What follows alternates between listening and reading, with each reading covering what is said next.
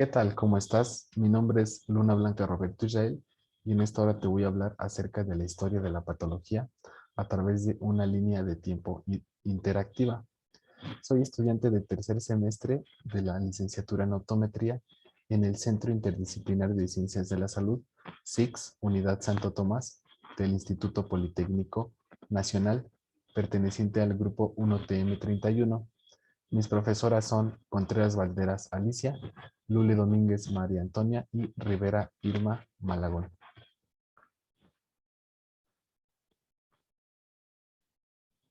Bueno, a modo de breve introducción, vamos a hablar un poco acerca de el hecho de la enfermedad, su manifestación o su presencia desde antes que incluso nosotros mismos existiéramos.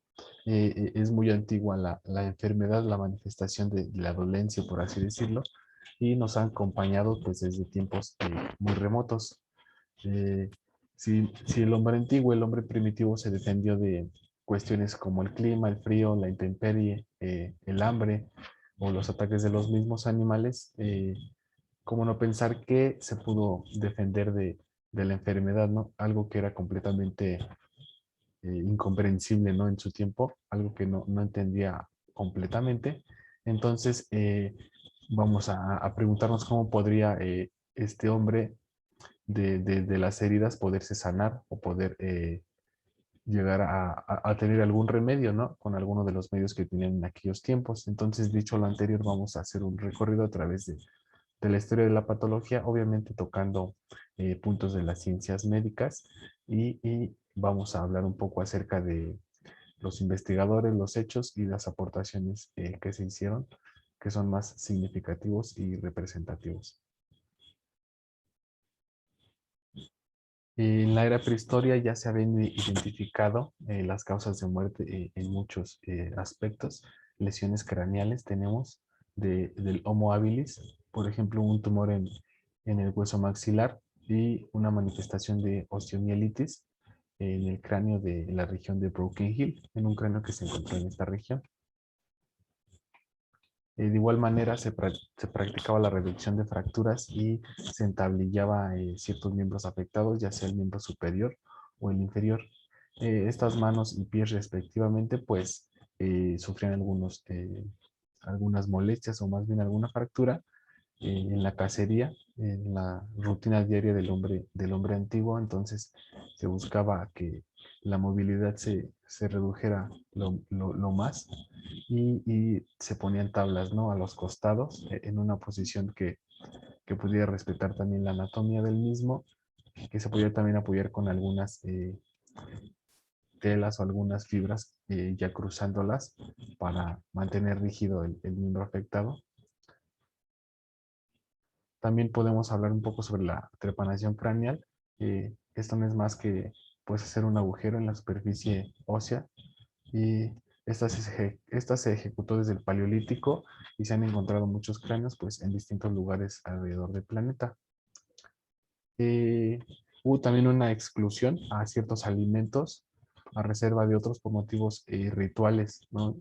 Ya nos podemos dar cuenta de que había un régimen alimenticio y por la forma de la dentadura había molestias en estos hombres primitivos, entonces ya se apartaban de ciertos alimentos que sabían que iban a hacer pues una afectación a lo que ya habían presentado.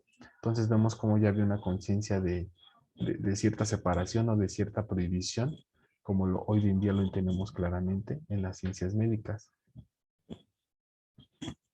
La medicina de los pueblos primitivos traía consigo actividades quirúrgicas como extracción de proyectiles que penetraban la piel y gestión de ciertas hierbas medicinales. Había masajes para las afectaciones de estos y también se podían tratar las heridas con cabezas de hormigas gigantes.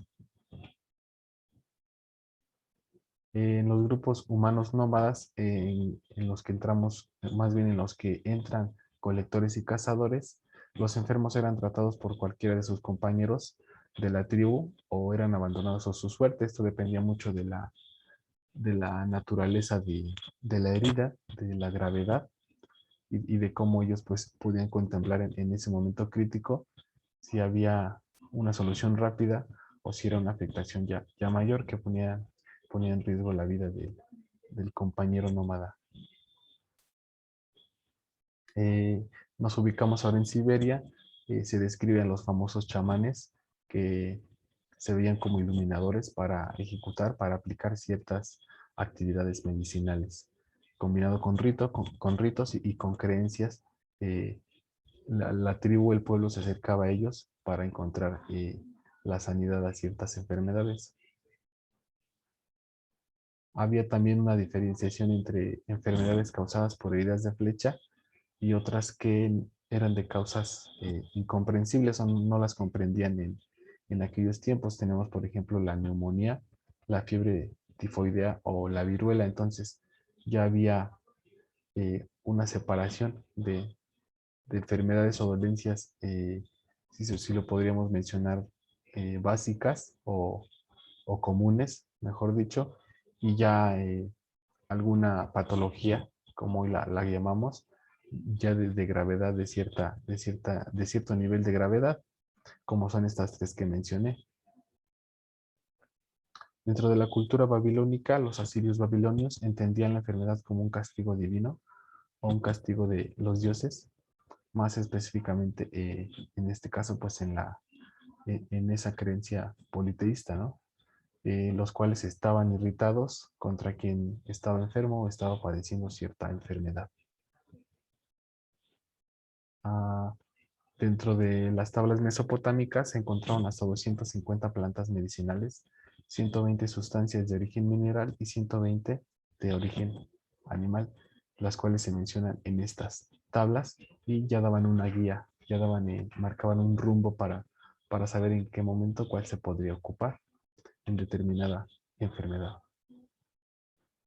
Para el 1800 a.C., hasta 13 artículos de lo que se considera hasta el día de hoy como el cuerpo legal mucho más importante de la antigua Mesopotamia, el famoso Código de Hammurabi, se hallaban consignados a la práctica de la profesión médica. 13 artículos estaban completamente dedicados a hablar sobre la profesión médica y todo lo que esta conllevaba.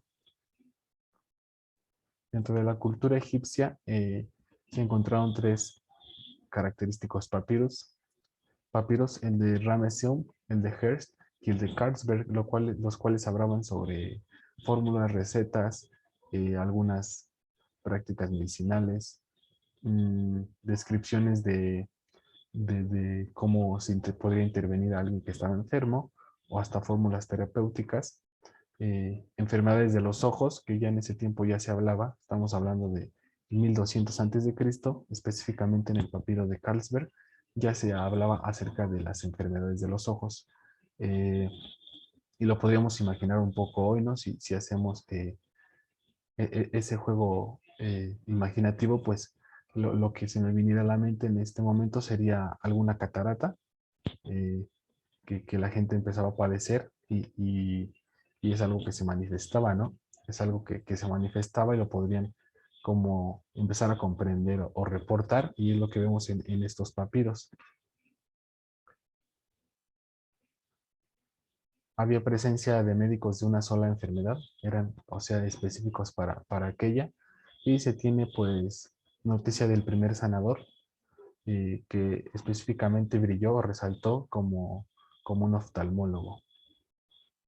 Y podemos ver en las imágenes ilustrativas, pues cómo se manifestaba o se expresaba la intervención al globo ocular de este oftalmólogo.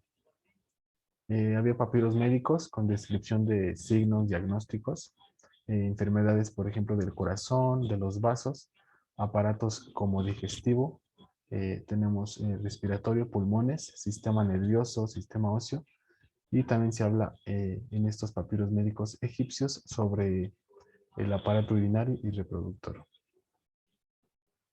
Entramos a la región de China.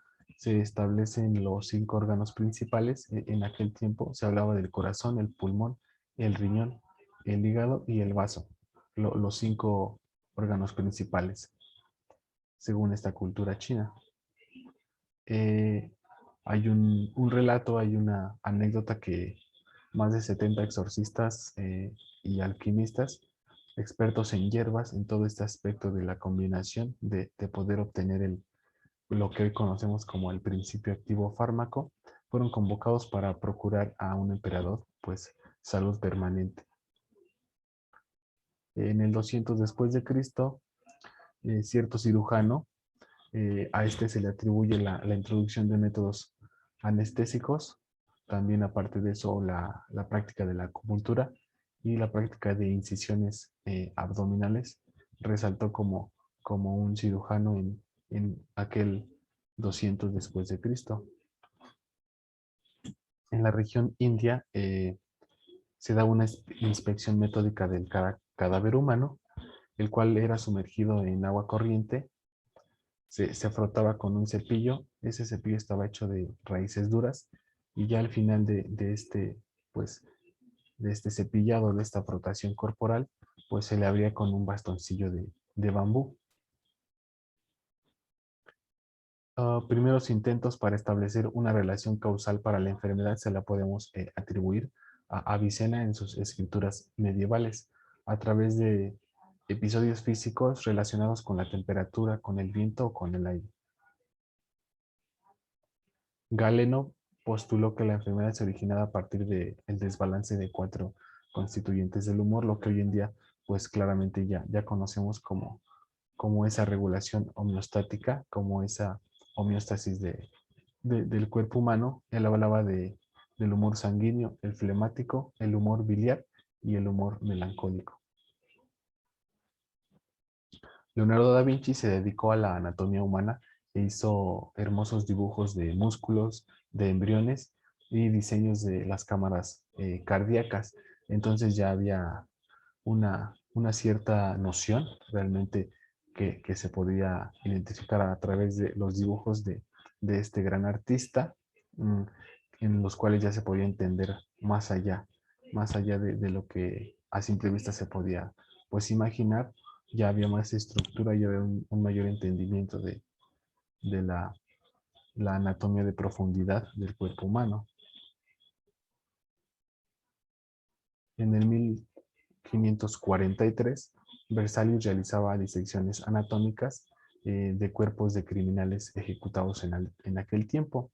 Él preparó láminas muy gráficas, muy representativas, realmente muy hermosas, lo podemos mencionar, y reprodujo sus hallazgos en su famosa obra De Humanis Corporis Fabrica, la cual es todo un fascículo de la anatomía humana en todos sus aspectos y manifestaciones. Entonces, pues él, a través de sus disecciones, lo iba plasmando en cada página de esta obra. Tenemos a Giovanni Battista de Morgagni, presentó el primer enfoque científico y comprensivo para lo que hoy conocemos como la enfermedad o la patología humana, específicamente basado en 700 reportes post-mortem que él realizó. Este gran investigador, este gran hombre, le da la anatomía patológica a un cuerpo de doctrina, ya le da una estructura, ya le da una base o un cimiento. Tenemos en el año de 1679 a Bonnet. Este científico publicó el segundo libro de anatomía patológica, donde se ocupó específicamente de las lesiones y describe fundamentalmente el síntoma clínico. Entonces, en cuanto a la lesión, él lo orienta inmediatamente al síntoma clínico. En el año de 1771, Mary Frances Xavier suponía que las variadas formas de lesiones pulmonares podrían representar un tipo de diferente expresión de lo que es una misma enfermedad. Y finalmente tenemos a Rudolf Virchow, es considerado como el padre de la patología moderna. Se procedió a la biopsia quirúrgica y al surgimiento de la disciplina de la patología quirúrgica. Virchow fue el primero en mencionar las bases celulares de la enfermedad. Realmente a través de sus hallazgos pudo interpretar, pudo comprender, entender e identificar la manifestación a nivel celular, cómo hay lo que hoy en día claramente podemos comprender como apoptosis, como esa muerte celular programada, empezó a haber esa manifestación, ese cambio morfológico a nivel celular. Entonces, considerado como el padre de la patología moderna, Rudolf Virchow. A modo de conclusión, pues vamos a poner de manifiesto que este recorrido lo aconteció durante una historia de la humanidad, pues lo vamos a comprender como un conglomerado de experiencias, accidentes y sucesos que realmente eran ya un pronóstico de un cambio y una revolución en la historia de esta patología, como hoy en día se le puede conocer. Y por menos que llegase a parecer mínima la aportación de algún científico e investigador, que realmente ninguna lo es, pues se logró a través de la conformación hasta lo que hoy podemos conocer, de la mano de pues la característica curiosidad que como a seres humanos nos identifica, nos hace sobresalir. Logramos ver desde el principio de esa curiosidad. Esta nunca se apagó y pues nos dio grandes descubrimientos y logros en el área de la medicina. Esto se va a convertir pues en la antesala, en la base, en el cimiento de lo que está por descubrirse en la era actual, en pleno siglo XXI, en lo que hoy estamos viviendo. Incluso me atrevo a meter a colación eh, la emergencia sanitaria por la pandemia del COVID-19. Entonces, eh, se pueden dar y se están dando procesos mucho más rápidos que antes no se imaginaban y hasta eran pues imposibles. El auge y el desarrollo de la epigenética, la reprogramación celular o el creciente estudio de las manifestaciones moleculares de la enfermedad, entre muchas otras. Entonces, a modo de conclusión y a grosso modo, podemos ya realmente verlo como un conglomerado, como ese rompecabezas que se fue conformando para llegar a lo que hoy tenemos y verdaderamente poder entender la patología humana, la patología general en ese aspecto de ciencia médica como una base fundamental para comprender lo que en cada sistema, en cada aparato de nuestro cuerpo, pues se llegase a manifestar. Por último, dejo aquí la bibliografía de mi investigación y te doy muchas gracias por haber visto este pequeño video, esta pequeña pues remembranza de lo que es la historia de la patología humana, trayendo a colación pues muchos aspectos y pudiendo ser de mucha ayuda, de mucho apoyo para tu formación profesional o inclusive para que lo puedas saber, que sabemos que el conocimiento pues no le hace mal a nadie y nunca está de más. Pues gracias por tu atención y nos vemos hasta luego.